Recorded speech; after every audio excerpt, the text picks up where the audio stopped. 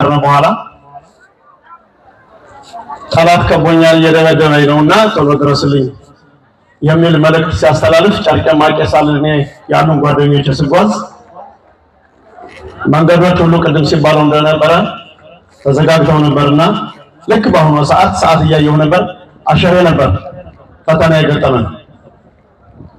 ያና አሸሬ ከላለ ማለት ፈታኝ ነበርና አሁን እንዲወሳልኝ የሚፈልገው አንድ ወንድም አለና አይ ወያኔ ጎንደር ላይ እየደበደበ ወገን እየተደበደበ የማንመለስ መሆኑን እንድታረጋግጥልኝ ይፈልጋለሁ።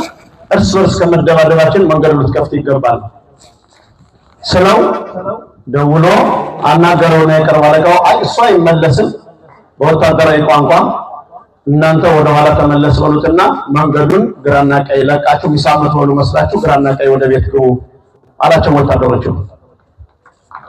ስለዚህ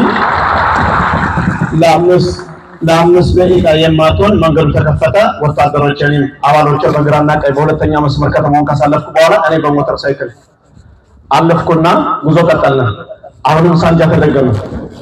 ሳንጃ ሲደገም አይምሳልን በላ ነው አንመለስም ስንላቸው እሺ እኛ እንመራቸዋለን እናንተ ተከተሉን አሉና በሰይፍ ተከተሉን። እኛ ዶልፊን ነበር ይዘን የነበርነ በዛ ዶልፊን ከተማውን ረግጠን ስናልፍ ተከተሉን። እስከ ኢትዮጵያ ካርታ ተከተሉን ለማስቀረት ግን እኛ የምንቀር ሰዎች አልነበርንም።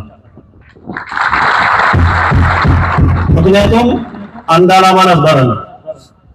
ያን ዓላማ ጫፍ ማድረስም እቅድ ነበረን። እሱም ሆኗል ያለምንም ጥርጥር። ስለዚህ በዛ ሰዓት ወረቃ ከደረስን በኋላ መኪና እንደማይገባ ተነገረን፣ ተከለከልን። መራሹ ጦር ከተማውን ሁሉ ወሯል። ከወለቃ ተነስተን በአሁኑ አድርገን ወንዝ ለወንዝ አድርገን ነው እንግዲህ 11 ሰዓት ለወንድሜ የደረስንለት። ይሄ ማለት የአማራ ጀግንነት፣ የአማራ ቆራጥነት፣ የአማራ ልብ ሙሉነትን ስለሚያሳይ ነው እኔ ዘረዘርኩላችሁ። ስንነጋገር ከወንድሜ ጋር ድረስልኝ ችለው ደርስልሃለሁ፣ አይዞህ፣ ለወያኔ እጅህ እንዳሰጥ፣ ስንት ጥይት አለ። የዛሬ 10 ዓመት ወደ ኋላ ነው፣ በዚህ ሰዓት ነው። የዛሬ 10 ዓመት ነው 30 ጥይት አለ ያለኝ በግልጽ አረሳው። አንዷን አውጥተህ ጠረጴዛ አስቀምጣት፣ እሷን ጠተሙት፣ እጅህ እንዳሰጥ፣ ደምህን እንመልሰዋለን ሲሆን እንደርሳለን ስለው በሚገርም ሁኔታ በብሬንና በድሽቃና በቦምብ ናዳ እየወረደበት ምን እንዳለኝ አላደርገውም፣ እንደ አፄ ቴዎድሮስ ሽጉጤን ጠጥቼ እሞታታለሁ እንጂ አላደርገውም፣ አንተ ግን ከእግዚአብሔር ጋር ድረስ አለኝ። ደረስኩኝ። እግዚአብሔር በቅንነት በልቡ ምነት የተነጋገርነውን 100% አጠናቀን ሞልተነዋል። ይሄ ነው ትልቁ ነገር። ስለዚህ አሁን 4 ሰዎች እንድታወሱልኝ የፈለኩት እንድታመሰግኑኝ የፈለኩት ዛሬ ሐምሌ 5 እንድናከብር የፈቀዱልን ኮሎኔል ደመቀ በህይወት ባይወጣ ኑሮ ሐምሌ 5 የሚባል ነገር ዛሬ ማለት አይኖርም፣ ትናንትናም 10 ዓመትም አይኖርም። ያን ሐምሌ 5 ስለተከበረ ነው። ለዚህ እነ ሰጠይ ባብል እነ መሐቤ በለጠ ነበልባሉ በደሳለኝ ትምህርት ቤት በተራራው ገብቶ ሌሊት በጨለማ ገብቶ መውጫቶ ቅርቃር ውስጥ ገብቶ ጌጥ ያዳል ጥይትና ውሃ ከኋላ እየወረወረለት እኔ እስከምደርስ ድረስ ሙሉ ቀን የተዋጋ ጀግና ያልተወሳ ነበልባሉ ይሄ እንዲወሳ ፈልጋለሁ። ለዚህ ሁሉ እነ ሰጠይ ባብል እነ ሳይታከለ ሰጠይ ባብል በደቡብ አቅጣጫ በኢንፎርት ፎቅ የተንጠለጠለውን ሁላ የጠላት አንገት እያወረደ ከፎቅ እያወረደ የከሰከሰ ሲሳይ ታከለ በምስራቅ ሆኖ በምስራቅ አሽልከው እንዳይወስዱ በምስራቅ ሆኖ ፊት ለፊት ከወያኔ ጋር እየተፋለመ ህይወታቸው ያለፉ፣ ለዚህም የኔን መንገድ እንዲከፈት ወደ ቦታ እንድደርስ ከዛ ከውጊያው ውሎ አዳር ማግስት በጧትም ደርሶ አንድ ያልተነገረ ፈጣኝ ነገር ኮሎኔል ደመቀ ጧት በህይወት ካገኘነው በኋላ አንድ ኮሎኔል አብሮን ይገባል ከኔ ጋር ወደ ቤት። ዛሬ ኮሚሽነር ነው በህይወት አለ። እዛ ላይ ኮሎኔል ደመቀ ከቤት ካወጣን በኋላ አንድ አደጋ ነገር ተፈጠረ። ኮሎኔል ደመቀ ይዘን ሄዳለን ያንኛውን ኮሎኔል እንገላለን የሚል ከኔ አባላት በጣም ክፉ ብርቱ ገጠመኝ። በረሃ ይዘን እንወጣለን አንሰጥም የሚል ነገር ነበር። አይ አንድ ኮሎኔል ልናወጣ አንድ ኮሎኔል አንገልም። ስለዚህ ከአቅሙ በላይ ከሆነ እንዲነግረን እናደርጋለን እንጂ አንገልም የሚል እዛ ተነጋገርና ኮሎኔል ደመቀ ወደ ጋምቤላ ሊገባና ሁለቱ ኮሎኔሎች በመኪና ሊሄዱ እኛ በእግራችን እንድናጥቀን ያን ኮሎኔልን ይሄንንም አትርፊያለሁ። ስለዚህ ይሄ ዛሬ ትልቅ ደረጃ ደርሷል። ኮሚሽነር ዋኛው አዘዘ ይባላልና እሱን ልታመሰግኑ ይፈልጋለሁ። ይሄ ብቻ አይደለም።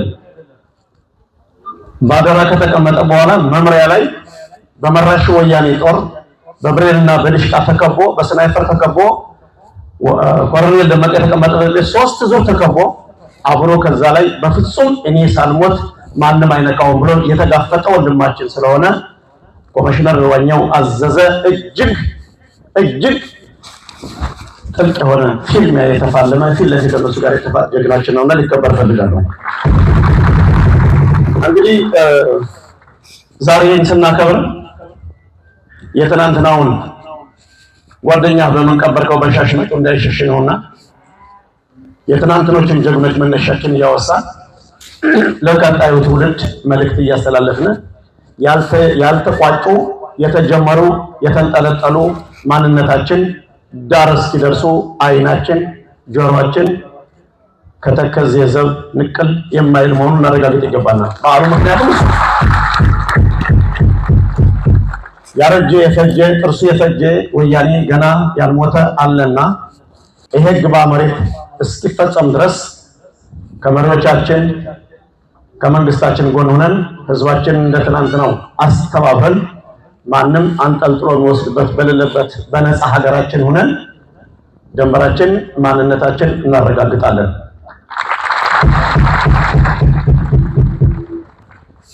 ዛሬ ይህን በዓል ስናከብር ዓመት ወደ ዓመት እየተሻሻለ እያደገ ሄደ ታሪካዊ በዓል ነው።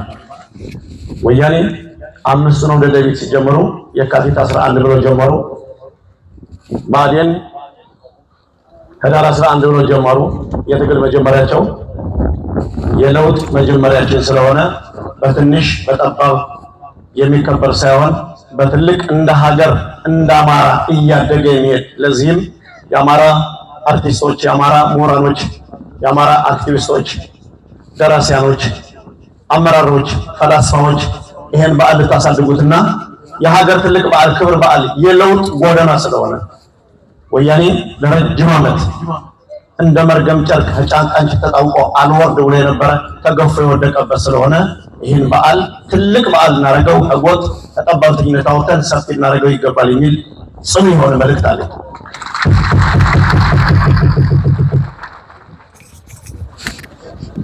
አንድነት ኃይል ነው። አንድነት ብረት ነው። አንድነት ካለ ሁሉ አለ። ሀገራችን ሰፊ ናት። ጀግንነት ሞልቷል። ማንም አንጠልጥሎ የሚወስድበት ጊዜ የለም። ከዛም ከዚህም የሚወረወሩ ድንጋዮችን መከተል ለመቆም ጽናትና አንድነት ያስፈልጋል። አንድ ወደ ኋላ መለስ ብዬ ልንገራችሁ። ከ30፣ 40፣ 50 ዓመት በላይ ወደ አንድ ክፍለ ዘመን የሚጠጋ ታሪክ